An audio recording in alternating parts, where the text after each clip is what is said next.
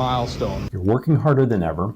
Everything costs more. This might be the only shot normal Americans have left. I'm going to live in this bell tent while I finish up the 10 by 12 starter cabin. When I tell you our grocery bill should be illegal, I am like slightly embarrassed / ashamed / appalled to even tell you what the number is. The amount of debit and credit cards that were declined were astronomical. If it's not one thing, it's another, it's another, it's another, it's another. Like, you literally don't get a break from anything. I'm so sick of my life. Everyone is exhausted. Post-pandemic, the world, the exhaustion, the stimulation, the rhetoric. I feel bad for Gen Z and Gen Alpha or whoever that is, because those people have never known the old world. I'm slowly coming to the realization that we are the generation that has to do something, and it's one of the most difficult realizations to accept. And now, to fix affordable housing, we have the 50-year mortgage plan. It's almost like they want to work us to death. Because to be able to pay a 50-year mortgage loan, I can only imagine they're going to need to raise the retirement age. And if we're going from 30-year mortgage loans to 50-year mortgage loans, I guess we're going to go from retirement age being 67 to retirement age being 87. No thanks. I'd rather live in this. And that's my chicken coop. Making homelessness illegal in a country whose minimum wage is $7.25 with a median rent of $1,400 is evil. If you are a poor, like myself, you might be asking the question, how do people have money? How are they affording anything in life? And I'm here to tell you, they're not. How do I know? I'm a barista. I am. And today, the amount of debit and credit cards that were declined were astronomical. I'm talking the highest amount ever in one day that I've had to go up to people and be like, hey, I'm so sorry. Actually, this didn't go through. Do you have another card?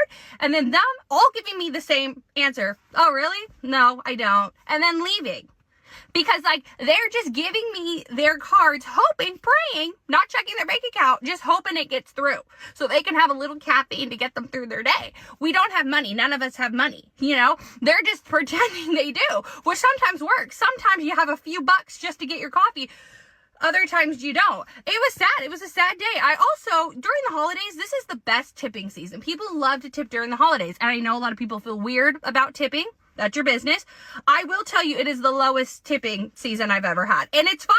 It's fine. I'm not mad at it. I'm just letting you guys know where we stand. Economically, it's low. So if you're like, damn, I'm so poor, everyone else has money. We don't. None of us do. We're faking it, baby. We're pretending. I got my electric bill for the month of November, and it's $300, and it hasn't even been cold yet. Last winter, I was paying up to $700 a month in the winter months. Yeah, $700. So what am I doing this year? I'm going to freeze. I'm keeping my thermostat on 55 when I go to work, and when I come home, whatever room I'm in, I'm going to turn the heat on in that room until it gets warm, and then turn it back again when I go to sleep. Because this is the life of planet Earth. You work just to pay your rent and your heat and your air, whatever the hell it is, okay? And then whatever's left, you get to go food shopping. So today, food shopping is a privilege. If you're lucky enough to have any money left after you pay your freaking rent and your utilities, you get to go buy food. There you go, rant over. Look, if you all even give a anymore, I don't even understand why. Like, we're literally priced out of every single life milestone, from marriage and children to owning a home and moving out. Like, there's no reason to care anymore. Somebody give me a reason to give a because I cannot find one. We're literally priced out of development. We can't even afford to live. Like, why should I care about anything anymore? Except maybe 20, 30 years from now investing, because there's still a glimmer of hope for that. But we're not even living. We're not even living to live. We're just working to live, guys. You know why I'm leaving this country? Because no one's going to do anything about this. We just found out some of the most horrific things, which if even a morsel of it is true, it's really bad.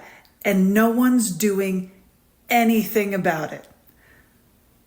So for those of you who are like, you should stay and fight, with whom shall I fight this battle? Because everyone's still, boycotting Star Schmucks and McDonald's and holding parades. And I'm not opposed to those things. I'm still doing those as well. But if that's all we're doing, yeah, we're just all going to sit in this escape and watch. We are no better than the audience members at the Coliseum. If you decide to actually fight, if anyone decide, and I know, I shouldn't, we need a leader. Great. There isn't one at this time. As soon as the fight actually starts and you guys decide, the majority decides to actually stand up to this shit, give me a call. I'll get on the first plane and come right back and help you out. Until then, I'm out. Does anybody else just get like weird urges just not to be here anymore? Because that's where I'm at in my life. Like, I'm so sick of my life. And the only reason I'm here is because of my dog. What's up, bud? If I didn't have my dog, I would not be here. And it's really starting to hit me today for some reason. Like, I wish I had, I don't know, friends, family. Just over it, to be honest. I think this is about the truest statement going on in the world right now. I think that everyone is exhausted post-pandemic, the world, the exhaustion, the stimulation, the rhetoric. There is this constant pressure on everyone. And I think like capitalism, end of days kind of thing with like growth. And I'm not for it anymore. It's time to slow the down. I feel like I'm on the slow it down and catch my breath moment. Who's with me? Does anybody else feel like there must be something real good coming, something real big coming, because all you do constantly is have warfare in your life in every single area?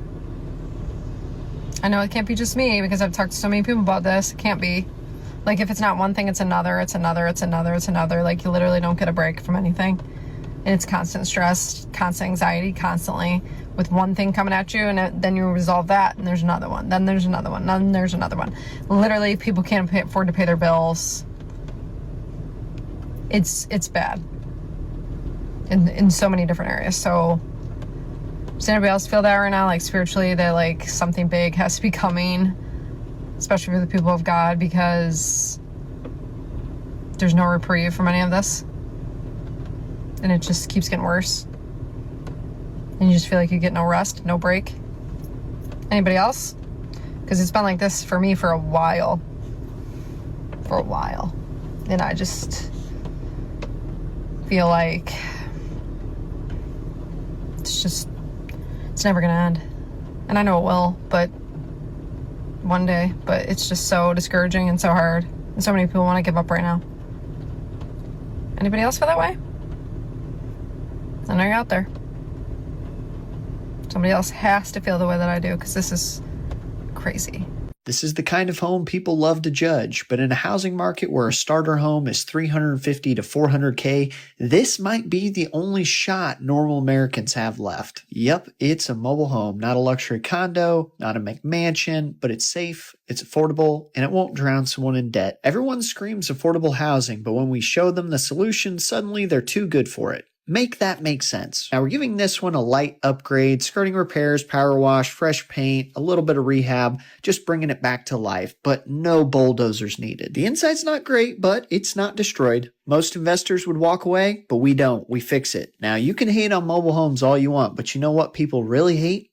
$2,000 of rent and saving nothing. This little home provides privacy, storage, parking, a yard, and no shared walls with other tenants. We don't need more luxury housing. We need attainable housing. Homes normal people can own, not lease forever.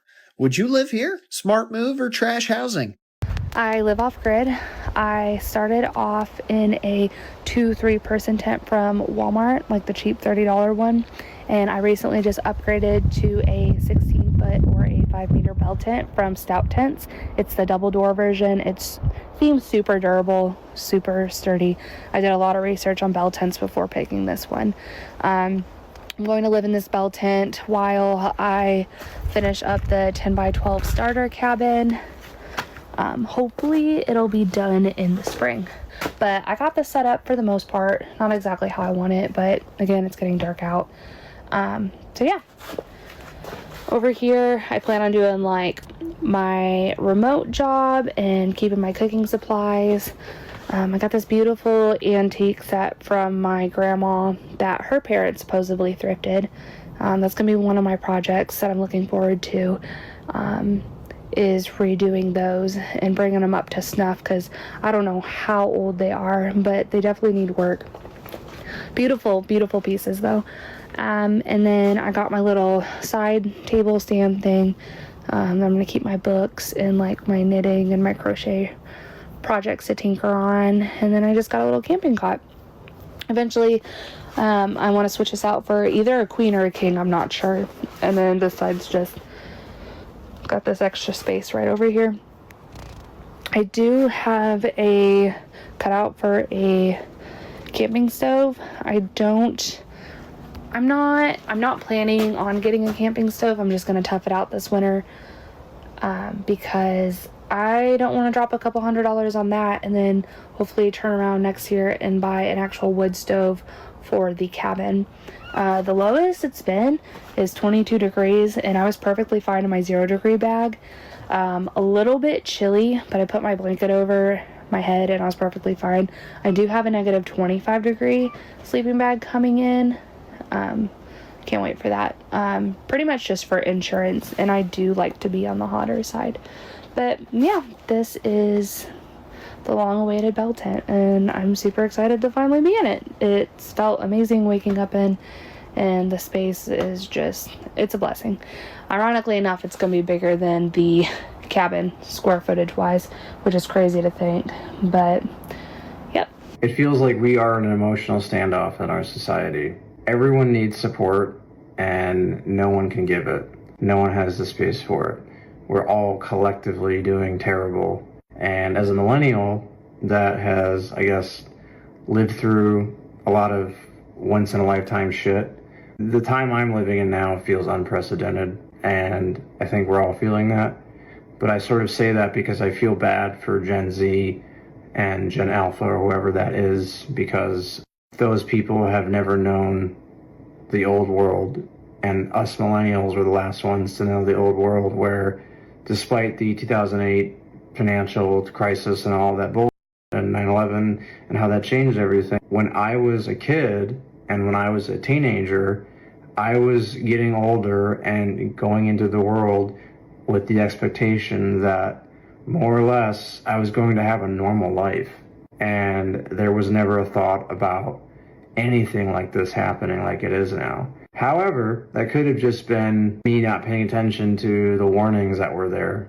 But I do feel like everything happening now is mostly unnecessary, with the exception of climate change. That shit was always coming for us, and we were always going to pay for that.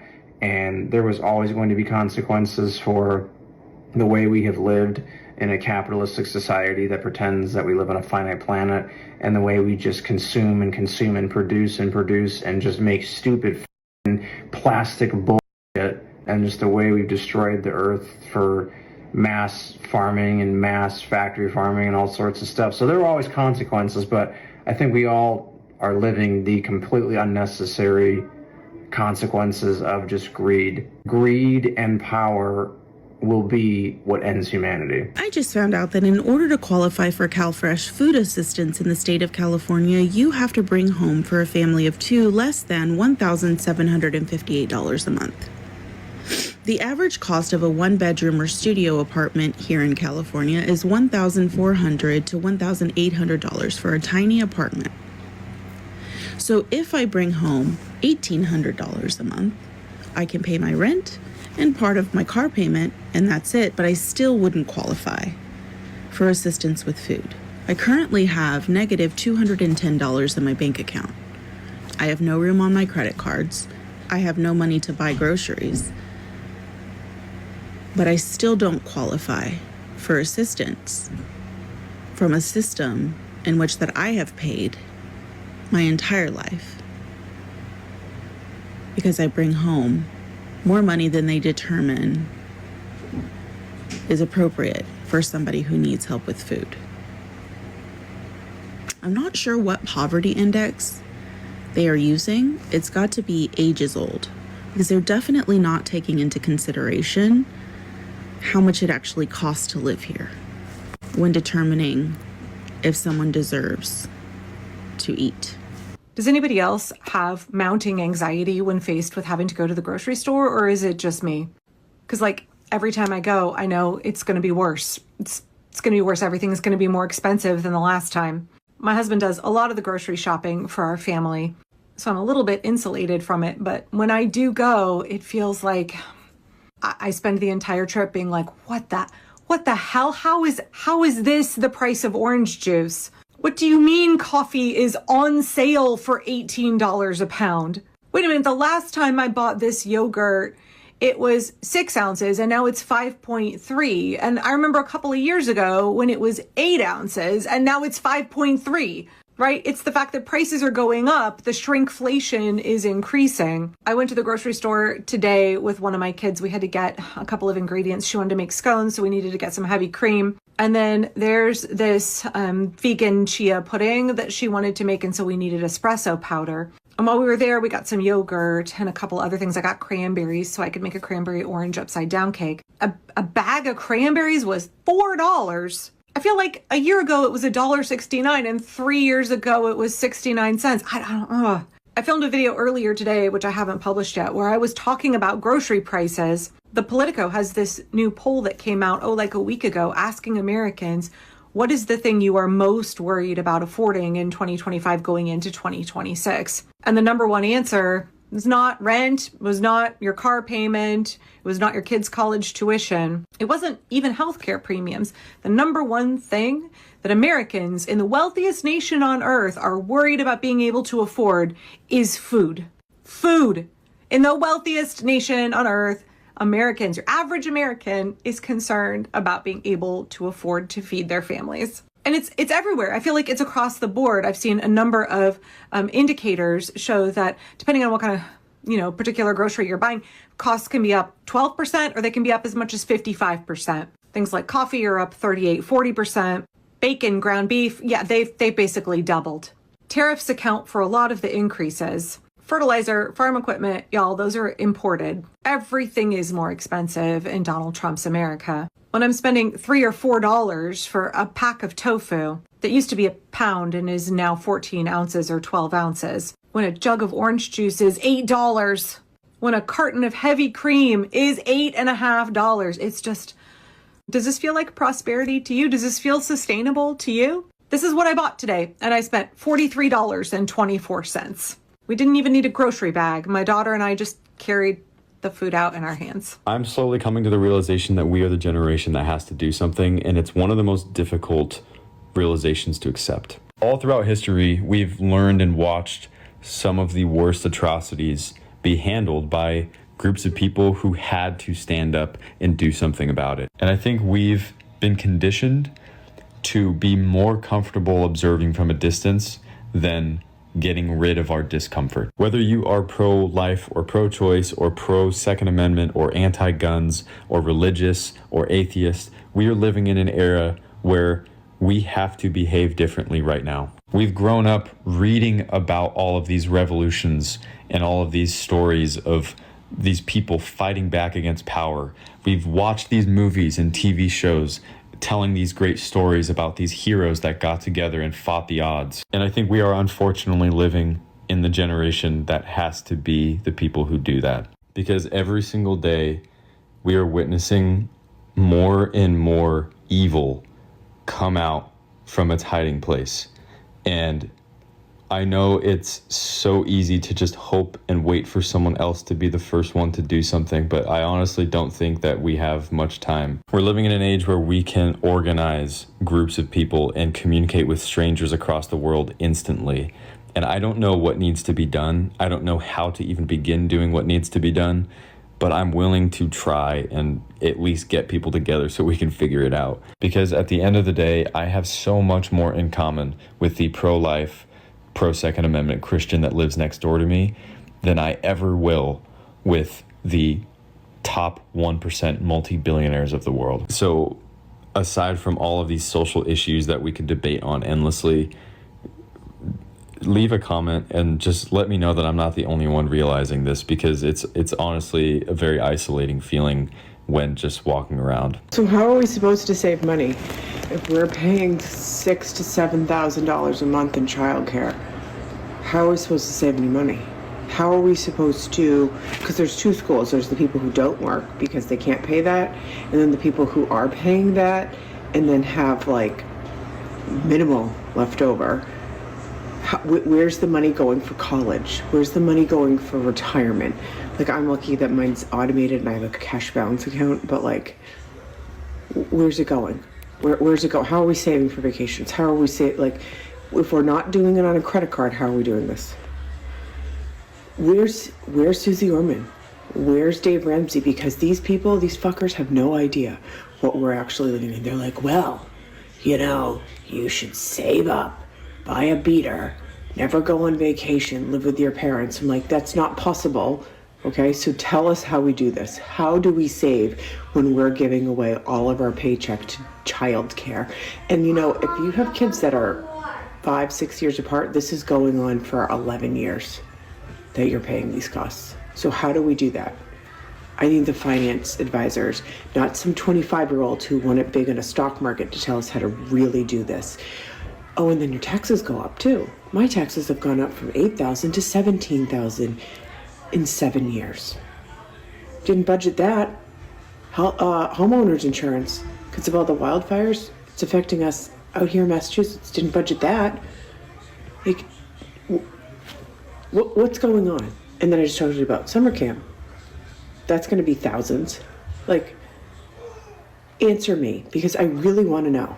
When I tell you our grocery bill should be illegal, I am like slightly embarrassed / ashamed / appalled to even tell you what the number is, but I'm gonna. We've been spending on average $1,800 a month for groceries. This is for a family of 4, me, my husband, a 2-year-old, and a 9-month-old. What? Now, I do want to preface a few things. We eat all of our meals at home. Like, we don't eat out. Maybe once a month we do. My husband works from home. I'm at home all day. The girls are at home. So like, we eat 3 meals, 2 snacks at home. We do have some dietary restrictions. My whole family's allergic to dairy. One of them is also allergic to eggs. We do buy things that are like organic, grass-fed, grass-finished, whole foods, fruits, veggies, protein. I'm exclusively breastfeeding, so I do eat a lot, like 3,000 calories a day, 160 grams of protein. My husband's a big dude, like 6'4", 220. He eats 200 grams of protein. Like, we all eat really well. We eat really healthy, but I've just never had a budget. It's kind of like ignorance is bliss. You know, when like something's probably bad, but you just ignore it because like ignorance is bliss. You just like, if I don't know, then I don't know. Well, I know now. I tracked the last 6 months, and that's like on average how much we were spending. And I just buy whatever because I can, and I'm grateful for that. But just because you can doesn't mean you should.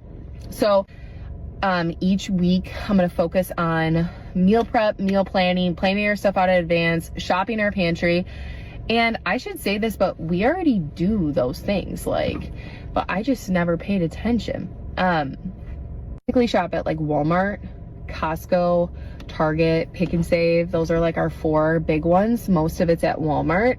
But some of the dairy-free things that I need tend to be more expensive, and you can't get them everywhere. So sometimes I kind of have to hunt for those. But my goal for this month is to spend $1,000 and see how that feels. I don't want to set like a specific goal and like get discouraged. So I want to see how that feels over the next few weeks, if it's realistic. Really, I would love to get to 800, but we'll see. This is prioritizing protein, fruits, veggies, whole foods, eating at home. I just feel like nothing is good anymore. Like, I feel like it's not good like how it was back in the day. like back in the 90s and in the early 2000s. Food, for example. Food. I feel like places like Burger King, McDonald's, right? The places that we used to eat when we were kids. It was so good back in the day. It was so good. I remember getting the kids meal from McDonald's, and I used to get the cheeseburger, and it was so good. Now I'm like, I'm not gonna touch that stuff because it's not good anymore. I just remember being a kid and just like going to these restaurants and things were amazing. I don't know, maybe we were kids and they just always tasted like that, and that's just how it tasted, and we were just used to it. Now we're adults and maybe our palates have changed. I don't know. Something is deliberately wrong with the way work and money feel in America right now. Think about it. You're working harder than ever, everything costs more, and the ground beneath you feels thinner every year. This isn't poor planning. This isn't your fault. It's extraction, engineered and refined over decades. No one mastermind planned it all at once. It happened gradually. Big money bought the rules it needed, little by little, loophole by loophole, merger by merger. Behaviors that extracted the most were rewarded with billions. Behaviors that actually protect people were starved out. I'm not anti-capitalism. Real capitalism, fair competition, rewards for creating value, markets that serve everyone. That's not what we have. What we have is a rigged version that turned capitalism into an extraction machine. Now it does one thing perfectly: pull wealth upward. It's not workers versus owners anymore. Business owners are being bled dry too. It's all of us against this system. Look at the mechanisms. Tax codes written by lobbyists, your wages taxed immediately and heavily. Their wealth sheltered, deferred, and taxed at half the rate. Private equity vultures buy good companies, load them with debt, strip the assets, fire the workers, raise prices, and then walk away richer when the corpse collapses. Products engineered to break so you buy them again. Jobs tracked and optimized until burnout feels like your failure. Wages calibrated precisely, high enough to keep you from revolting, low enough that one emergency wipes you out. Apps harvesting your data and attention and selling it back as ads and subscriptions. Money printer, reserved for the connected. Trillions when their markets wobble. Lectures for you when you can't afford rent. This isn't freedom. This isn't efficiency. This is organized theft wearing the costume of markets. It's killing our health, our family, our futures. We've been told this is normal. It's not. Stop pretending. See the machine clearly. Name the theft out loud. Once enough of us see it and understand it the same way, we can decide what comes next. If you're ready to stop calling this normal, comment, "I see it." We begin with agreement.